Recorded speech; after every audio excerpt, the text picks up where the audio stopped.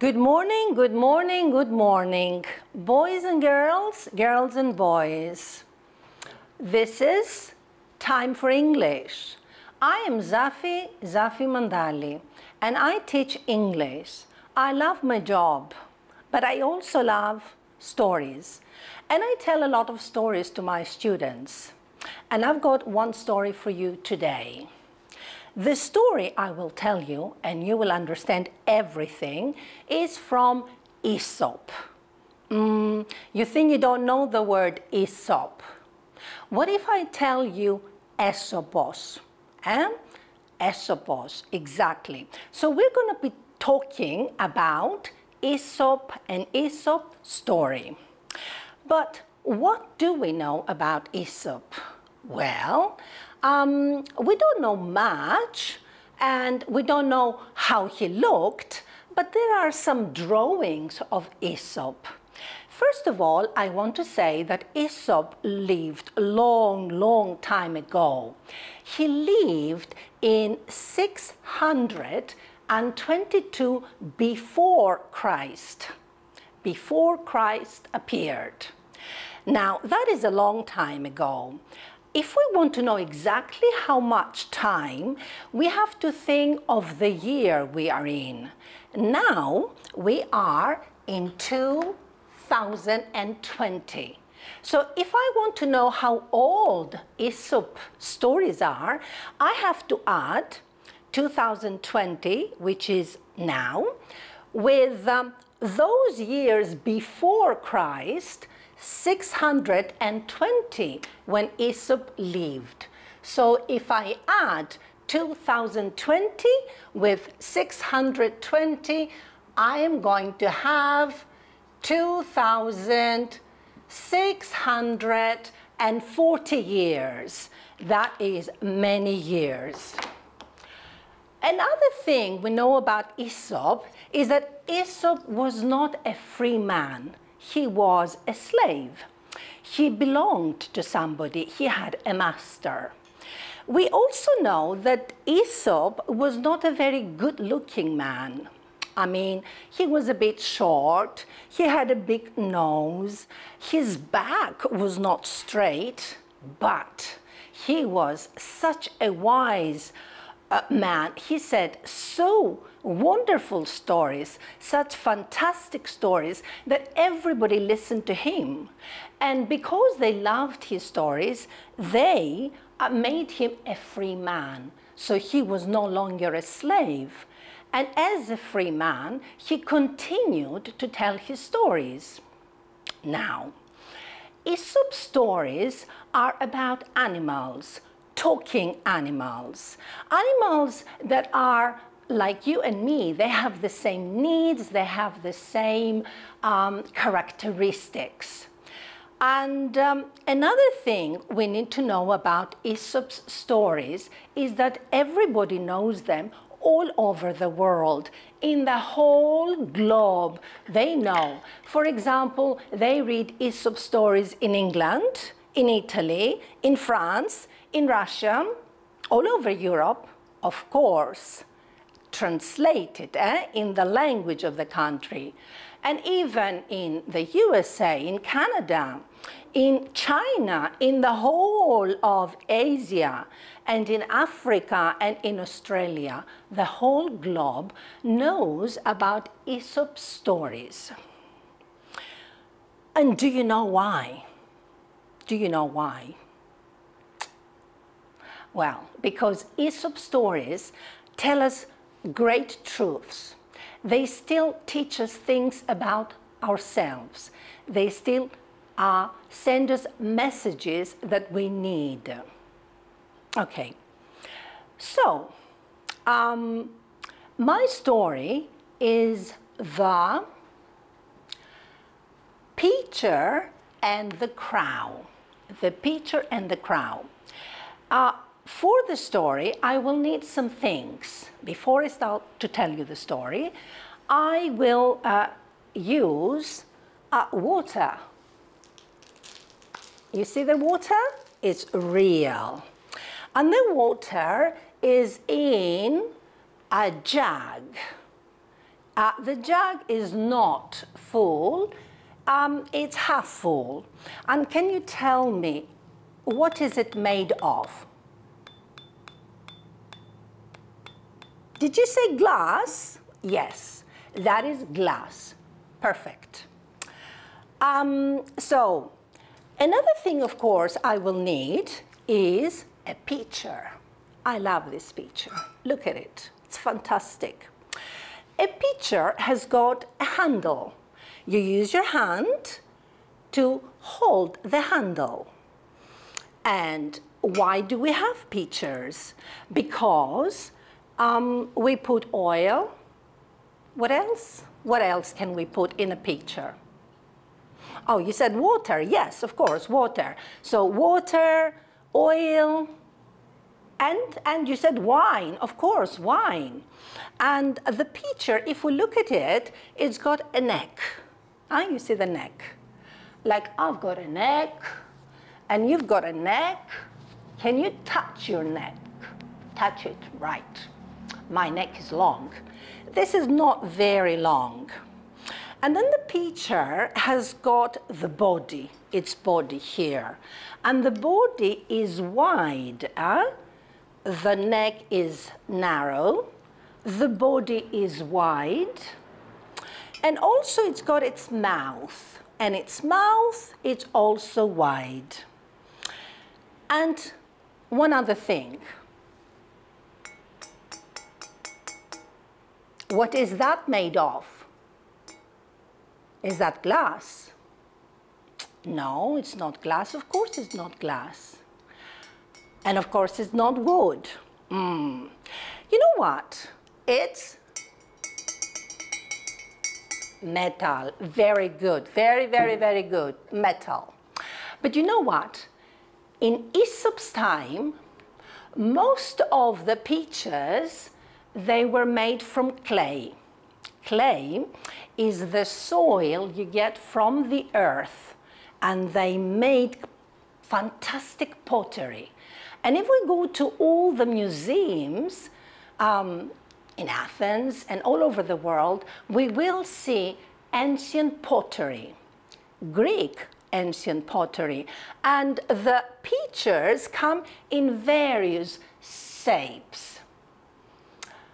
So, another thing I'm going to need for my story is a crow. Yeah, I love this crow. I mean, look at it. It's black, and of course it's a bird. What I like about the crow is that it's total black and it's big. Look at its beak. I mean, we people have noses, yes, but they have beaks. It's something like their nose and their mouth together. So this is my crow. But you know what? To tell you the story, I don't have a crow with me.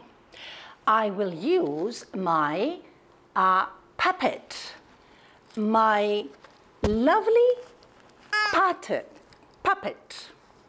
Puppet is actually parrot.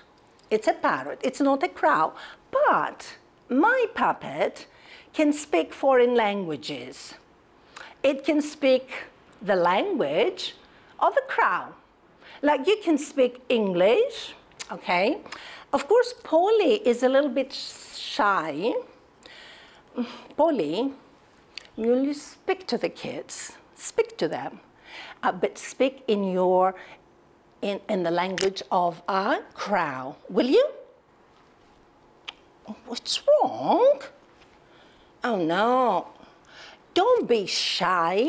They're good. Look at them. They're good children. Come on. Come on. Don't be shy. Come on. Oh. Listen, listen, listen, listen, listen. You always do this before other kids too. They're good too. Okay. Say hello in the language of a crow. Oh, thank you, parrot. Yes, thank you. Thank you for speaking like a crow. Okay, so I think we're ready for our story now. Are you ready for the story? If you're ready, you're going to say yes, yes, yes. You have to say yes, yes, yes, and I can hear you. Because in stories, everything happens. Everything is possible. So can I hear you? Yes, yes, yes, yes. Okay, yes, yes. So once upon a time, on a very hot summer day, there was the crow. And the crow was a little bit naughty. It started flying, and it flew, and it flew, and it flew for a long time, and it went outside the forest, and it got lost. And it was feeling very thirsty. It was feeling thirsty, and he was suffering. Oh, and he didn't know where to go and find water. I mean, he didn't know where to go. Can you help him? Can you help him? Where can he find water? Because now, you know where he is? He's outside a village, and he can see some houses, but it's a bit late, and there isn't anything. There isn't anything. And where can he look for water? Where? Oh, you said in a river. Oh yeah, in a river, yes, of course, of course.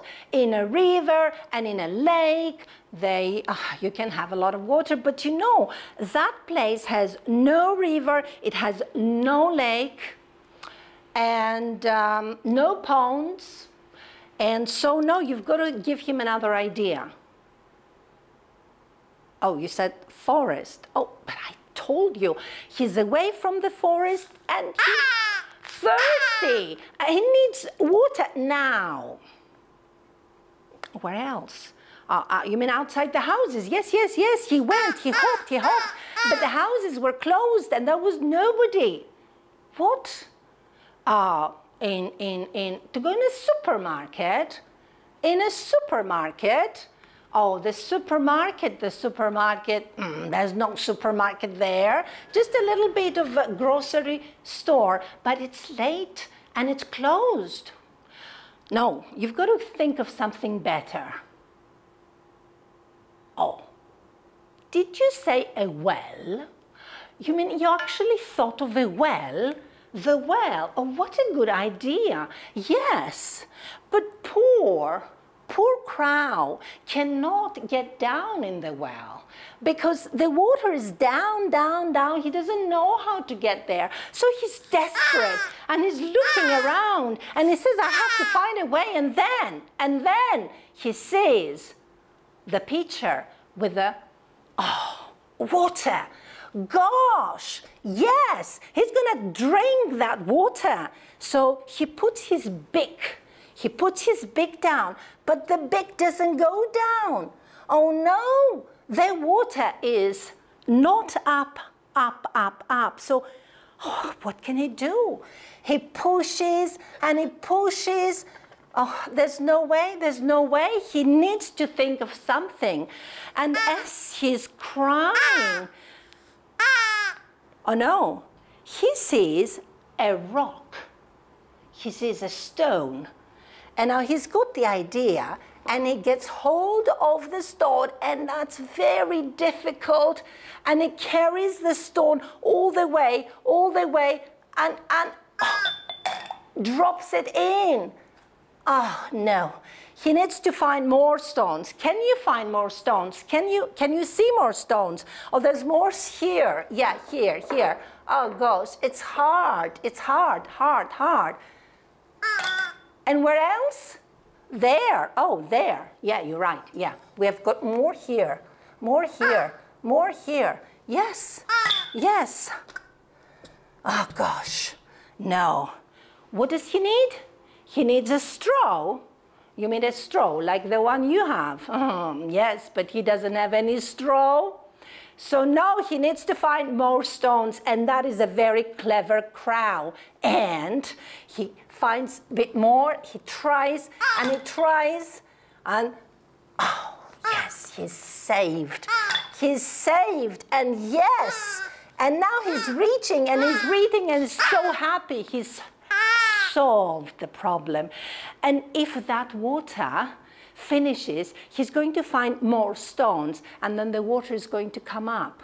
But you know what? Now, our crow has got its energy, and now he's going to fly all the way back to his forest. And I think our crow has learned its lesson. What do you think? What do you think he learned?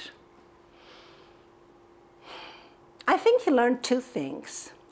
First, he learned that he must not fly too far away, because he never knows how far he goes. He must not lose his way. And the other thing he knows is that when he has a problem, he doesn't give up. He thinks, and when you think, you're going to come up with a solution. And that is what he did. And that's what we should all do. So that is the story of the crow and the pitcher. And that's the end of our story. And my children, I have a second story for you today. I won't tell you the title of the story. I will tell that at the end. So my story is about a king in a far, far land, a long, long ago. And this king was so wise that everybody was happy with him. And some people say that he was King Alfonso, others say he was King Akbar, others say he was King Arthur, but the person who told the person who told the person who told me doesn't really remember. So this king was so good and was doing things so wisely that other wise men were coming to his court, to his palace, to serve him and to offer him their help. And everybody was happy. His queen was happy, his prince and princesses, his soldiers, his generals, his servants, his wise men, his consultants, the whole population, his consultants, everybody was happy. And some smiled so much from ear to ear that they even hurt. And you know, the same king himself was so proud and so happy with himself that he understood that this was not normal. What if something bad happened? What if they lost this happiness? The weather, there was a change of weather. There was the fields did not give enough crops, enough fruit. And what if enemies appeared and there was war? What if illness appeared?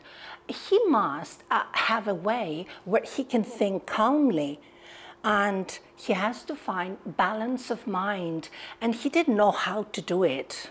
So the next day he called his wise people, his wise consultants, and he said, "My consultants, I have a problem and you need to solve that. I don't know how, but you have to make a ring that I'm going to wear in the middle finger. And this ring is going to have special ability. It must have the ability, I don't know how you are going to do it, but it must have the ability to make me calm. If I'm overexcited and up in the air, you know, too full of myself, it must bring me down. And when I'm worried, when I'm concerned, when I'm troubled, it must lift me up. It must bring calmness in me." And the wise men looked at each other and they said, "Your Majesty, we have never done this before. We have never heard this before. We don't think. And the king raised his hand, and the wise men realized when the king says something, it has to be done. And off they went. And they started thinking, and they started consulting, and they started discussing, arguing, brainstorming, thinking of how to solve the problem.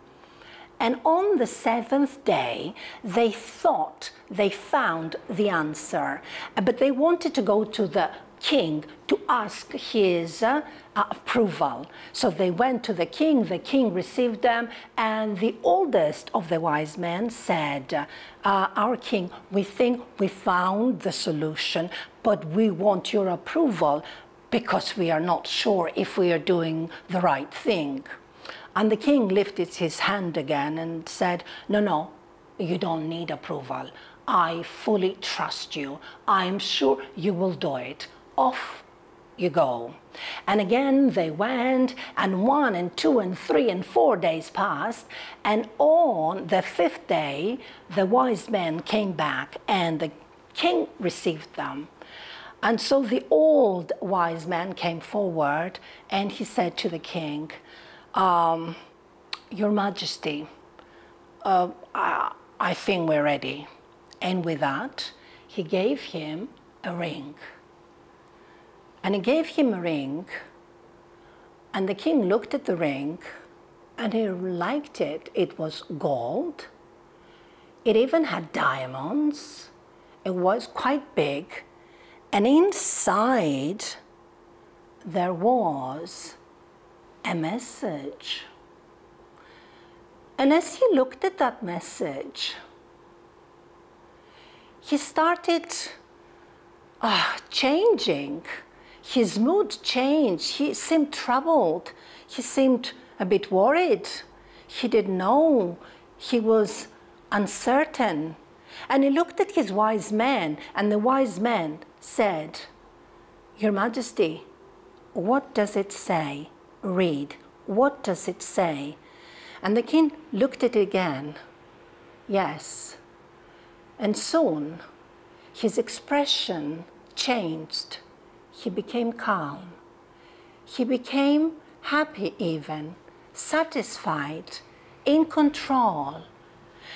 And he put the ring in his finger, and the wise men looked at him and they wanted to know if they had done the thing that the king asked, and the king said, yes, you did it. Congratulations. This ring has got a special quality. It can bring balance in my life. When I'm overexcited, it can cool me down. And when I am worried, it can lift me up. And with a clear mind, I can take clear decisions, and I can rule my nation, and we're all going to be better. And with that, he was happy, and the wise men were happy. But my question now is, what was the message in that ring? In class, you would have a lot of answers. You would give me different answers. Think a little bit more. What can it say? What? I'll tell you. It said, this too will pass. 4 words. This too will pass. But what does that mean? Now, at this age, I know that I should not be worried about everything, because, you know, life has got its good moments and its difficult moments, and we must be prepared for everything. Nothing good lasts forever, and nothing bad lasts forever. If, for example, we have a problem, we should know that this too will pass. And I think we have a bit of a problem at this time, but if we keep our head clean and we can think clearly, this too will pass. And with this story, my children, I say goodbye to you until some other time when we'll say more stories. Bye-bye.